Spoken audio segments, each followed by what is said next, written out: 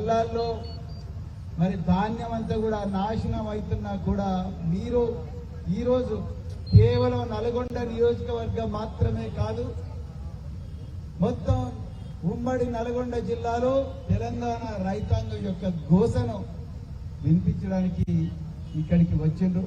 మరి వారు కంచర్ల భూపాల్ రెడ్డి గారి కృషి వల్ల మీరందరూ కూడా ఇక్కడికి వచ్చిండ్రు. స్థానిక మాజీ శాసనసభ్యులు, నాకైతే వారు మాజీ శాసనసభ్యులని అనాలని అనిపించడం లేదు. నిజమైన శాసనసభ్యులు ఎవరి వెనకైతే ప్రజలు నడుస్తారో వాళ్ళే నిజమైన నాయకులు. ఈరోజు మరి మీరందరూ కూడా వారి వెనుక నడుస్తున్నందుకు మరి వారికి మీకు ధన్యవాదాలు. అదేవిధంగా ఇంత గొప్పగా ఈ ధర్నా కార్యక్రమాన్ని నిర్వర్తించినందుకు, వారికి కూడా నిర్వహించినందుకు వారికి కూడా ధన్యవాదాలు. మరి నేటి ముఖ్య అతిథి మరి పెద్దలు గౌరవనీయులు సూర్యాపేట శాసనసభ్యులు మాజీ మంత్రివర్యులు గత 25 సంవత్సరాలుగా కేసీఆర్ గారి కుడిభుజంగా ఉంటూ మరి తెలంగాణ ఉద్యమాన్ని నడిపించి ప్రభుత్వంలో కూడా ఎన్నో గొప్ప బాధ్యతలు నిర్వహించిన జగదీశ్వర్ రెడ్డి గారు, అదేవిధంగా మరి మిగతా శాసనసభ్యులు మరి గాదరి కిషోర్ కుమార్ గారు, చిరుమర్తి లింగయ్య గారు, అదేవిధంగా రవీంద్ర కుమార్ గారు, అదేవిధంగా మరి భాస్కర్ రావు గారు, అదేవిధంగా మాజీ ఎంపీ గారు మరి లింగయ్య యాదవ్ గారు, అదేవిధంగా పూసుకుంట్ల ప్రభాకర్ రెడ్డి గారు, అదేవిధంగా స్థానిక నాయకులందరూ కూడా దయచేసి మరి పేర్లు చెప్పలేకపోతున్నందుకు దయచేసి నన్ను క్షమించండి. అదేవిధంగా మరి స్థానిక జడ్పీటీసీలు, ఎంపీటీసీలు, అదేవిధంగా కౌన్సిలర్లు, మరి రైతులు, మహిళా రైతులు, మీడియా మిత్రులు మీ అందరికి కూడా మరొకసారి జై తెలంగాణ. మొట్టమొదట మరి తెలంగాణ తొలి ముఖ్యమంత్రి, అదేవిధంగా టిఆర్ఎస్ పార్టీ అధినేత గౌరవ కల్వకుంట్ల చంద్రశేఖరరావు గారికి హృదయపూర్వక ధన్యవాదాలు తెలుపుతా ఉన్నాను. అది ఎంతో గొప్ప చరిత్ర ఉన్న ఈ నల్లగొండ, అదేవిధంగా సూర్యాపేట జిల్లాలకు మరి సభ్యత్వ నమోదు కార్యక్రమానికి నన్ను ఈ 2 జిల్లాల ఇన్ఛార్జ్ గా వేసినందుకు వారికి హృదయపూర్వక ధన్యవాదాలు చెప్తా ఉన్నా. మిత్రులారా, మరి నిజంగా చాలా పవిత్రమైన కార్యక్రమం. కార్యకర్తలు లేకపోతే మరి పార్టీ లేదు, మరి కార్యకర్తలు లేకపోతే ప్రజల తరఫున పోరాటం చేసే పరిస్థితి ఉండదు. నిజానికి ఈ కార్యకర్తలే లేకపోతే మరి తెలంగాణ వచ్చేది కాదన్న విషయం మీ అందరికీ కూడా తెలుసు. అంత పవిత్రమైన కార్యక్రమాన్ని ఈరోజు మరి దానికి సూర్యాపేట, అదేవిధంగా నల్గొండ జిల్లాల ఇన్ఛార్జ్ గా నన్ను వేసినందుకు మరొకసారి వారికి హృదయపూర్వక ధన్యవాదాలు తెలుపుతారు. మిత్రులారా, ఈరోజు రైతుల సమస్యల గురించి చాలా మంది కూడా మరి నేతలు మాట్లాడడం జరిగింది. నిజానికి ఈరోజు మనమంతానేమో ఎర్రటి ఎండలో చెమటలు గక్కుకుంటూ ఎంతో ఇబ్బందులు పడుతూ రైతుల సమస్యలు చెప్పడానికి ప్రయత్నం చేస్తున్నాం. కానీ మరి మంత్రులు ఎవరైతే ఉన్నారో ఈ జిల్లా మంత్రులు, అది ఖమ్మంలో వ్యవసాయ శాఖ మంత్రి కావచ్చు, రెవెన్యూ శాఖ మంత్రి కావచ్చు, అదే విధంగా ఫైనాన్స్ శాఖ మంత్రి కావచ్చు, ఈ నల్లగొండలో 2 మంత్రులు ఉన్నారు. ఒక ఆయన రోడ్లు భవనాల శాఖ మంత్రి, ఇంకొక ఆయన పౌర సరఫరా శాఖ మంత్రి, నీటిపారుదల శాఖ మంత్రి. వీళ్ళందరూ మాత్రం ఈ రోజు ఎక్కడున్నారని చూస్తే వీళ్ళందరూ కూడా ఏసీ రూములలో ఉన్నారు, ఏసీ కార్లలో తిరుగుతా ఉన్నారు. 60 నుంచి 70 వాహనాల కాన్వాయ్లో తిరుగుతూ కేవలం కల్లాల దగ్గరికి పోయి డ్రామా చేస్తా ఉన్నారు. ఇది వాస్తవం. దీంట్లో ఏ మాత్రం కూడా తెలంగాణ ప్రజలకు అనుమానం ఉండాల్సిన అవసరం లేదు. నిజానికి ఎందుకు రైతులు ఇంత గోసపడుతున్నారు? ఈరోజు తెలంగాణ ప్రజలందరూ కూడా ఆలోచించాలి. కేసీఆర్ గారు ముఖ్యమంత్రిగా ఉన్నప్పుడు కేంద్ర ప్రభుత్వం మెడలు వంచైనా వడ్లను కూడా కల్పించిన దీశాలి కేసీఆర్ గారు.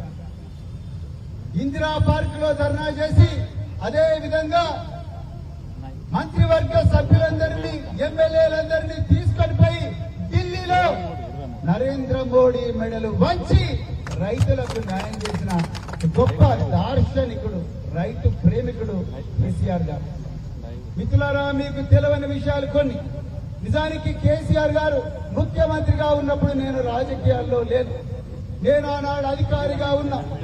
మేము ఎప్పుడైతే రైతుల కోసం ప్రభుత్వం మరి ప్రిపేర్ కావాలో ధాన్యం కొనుగోలు కేంద్రాలు ఏర్పాటు చేయాలో అంతకన్నా ముందే 3 నెలల నుంచి కేసీఆర్ గారు రివ్యూ మీటింగులు పెట్టేవారు. ఏ శాఖ అధికారి పోయినా కూడా అపాయింట్మెంట్ దొరికేది కాదు. కేవలం వ్యవసాయ శాఖ అధికారులకు మాత్రమే అపాయింట్మెంట్ దొరికేది. సివిల్ సప్లైస్ శాఖ అధికారులకు మాత్రమే అపాయింట్మెంట్ దొరికేది. వాళ్ళందరినీ మీరు గోన బస్తుల దగ్గర నుండి, సూతిలి దారం దగ్గర నుంచి, డబ్బనం దగ్గర నుంచి, లారీల దగ్గర నుంచి, లారీలకు డీజిల్ దగ్గర నుంచి, వీటన్నిటి గురించి పాయింట్ ఎన్ని రోజుల తరబడి రివ్యూలు చేసి రైతులకు ఎలాంటి కష్టం లేకుండా కేసీఆర్ గారు ప్రిపేర్ చేసేవారు అధికార యంత్రాంగాన్ని. అందువల్లనే రైతులు చాలా ఆనందంగా బతికిండ్రు. రైతు భరోసా కావచ్చు, రైతు బీమా కావచ్చు, అదే విధంగా ధాన్యం కొనుగోలు సెంటర్లు కావచ్చు, మద్దతు ధర కావచ్చు, ఎక్కడైనా కూడా కేసీఆర్ గారు రైతుల కళ్ళల్లో కన్నీళ్లు వచ్చే విధంగా ఎప్పుడు కూడా చూడలేదు మిత్రులారా. కేవలం ఆనంద బాష్పాలే ఉండేవి. 70,000 కోట్ల రూపాయలు రైతు బంధు ఇచ్చిన ఏకైక ముఖ్యమంత్రి దేశంలో కేసీఆర్ గారు. ఇంకా కట్ చేద్దాం. ఇక్కడ నిన్నగాక మొన్న మన గౌరవ తెలంగాణ ముఖ్యమంత్రి రేవంత్ రెడ్డి గారు ఒక మీడియా ఛానల్ కు పోయి సార్ మీరు ఏం చేస్తున్నారు చెప్పండి అంటే ఆయన చెప్పిండు, అబ్బా నిజంగా నేను 18 గంటల రివ్యూ చేస్తున్నా.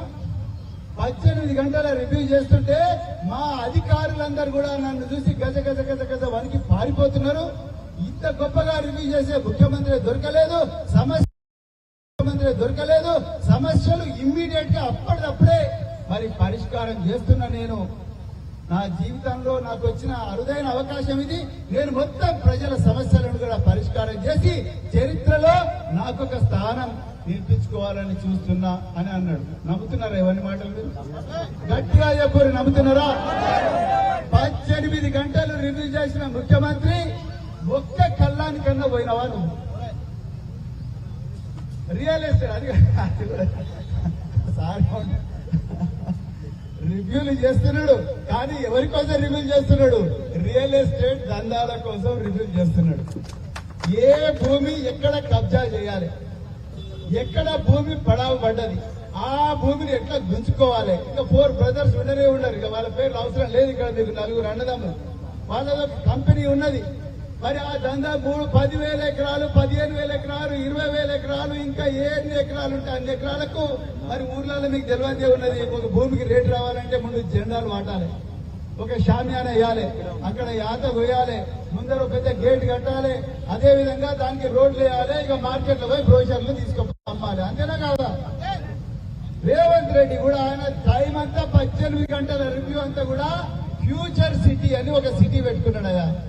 ఆ ఫ్యూచర్ సిటీకి 4,000 కోట్ల రూపాయలు తన మిత్రుడైన సీఎం రమేష్, బీజేపీ ఎంపీ, ఆయనను ఆంధ్ర నుంచి పట్టుకొచ్చి దీనికి 6 లేన్ల రోడ్డు, అంటే ఒకటే వరుసలో 6 బస్సులు 6 లారీలు పోయే రోడ్డు వేయండి అని చెప్పి దానికి రేట్ వచ్చే విధంగా చూస్తున్నా. ఎక్కడ పోయినా దాని గురించి